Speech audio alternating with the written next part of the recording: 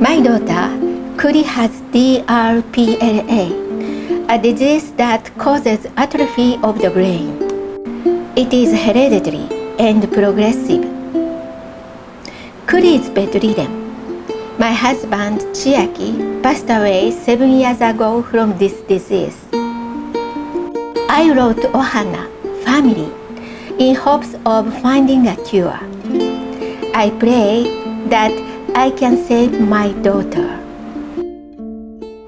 Chapter 5. Facial Injuries.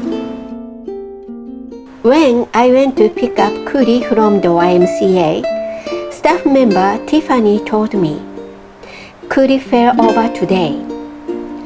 Each wound isn't deep, but she scraped her face on the floor, so it looks a bit painful. But she didn't cry, so you should give her a pat on the back. It's not unusual for her to fall over. The last 4 times she's done it, she's always hurt her face." I went into the room where Kuri was, thinking it would be the same as usual. But there she was, sitting there with a terrible face.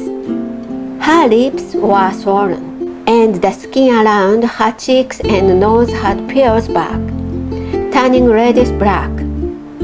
It was hard to tell where the injury ended and the skin began. There were several other bandages on her face.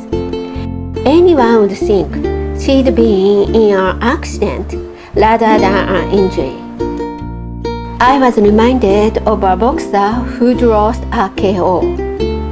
I wondered how she didn't cry from this injury. Tiffany added, "It was worse than her usual injuries, so I thought about calling you on the way. But Kuri said she was fine, so I didn't call you." I was grateful they did. All we can do is encourage her. I thought Chiaki would be shocked, so I called him before we left to tell him what had happened. I asked him to praise her for not crying without mentioning the injury. "I'm scared of her getting hurt, but I can't keep her tied up. There is a risk of her falling if I let her work now. But they say that if she stopped working, her condition will progress rapidly." When we got home, Chiaki and I spent the whole time praising Kuri, praising. She can't open her mouth, so she can't eat, but she still wanted to eat her favorite chips with her own hands. These are special soft chips sold at Whole Foods, so thankfully she was able to eat them even with her injured mouth. She tried to pick them up, but dropped them. She tried to pick them up, but dropped them. She couldn't quite get them to her mouth. While respecting her desire to do it herself, I sometimes put the chips in her mouth for her.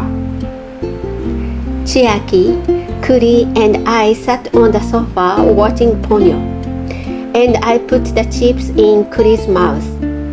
I asked Kuri if it hurt, but she couldn't reply.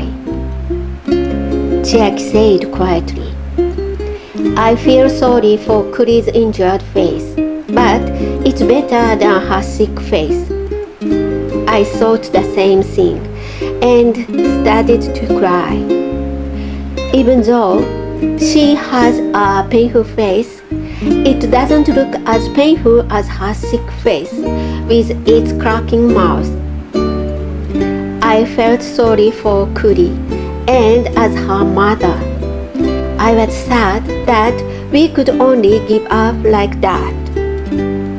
Today, Dr. B sent us a document explaining Kuri's future prognosis. which we will submit to the school. It said things like, at the moment, she can barely walk with support, but this will become more difficult.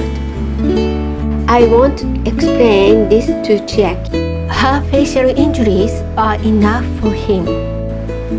I pray that Kuri's cute face will return soon, and that she won't get hurt again. I can only pray.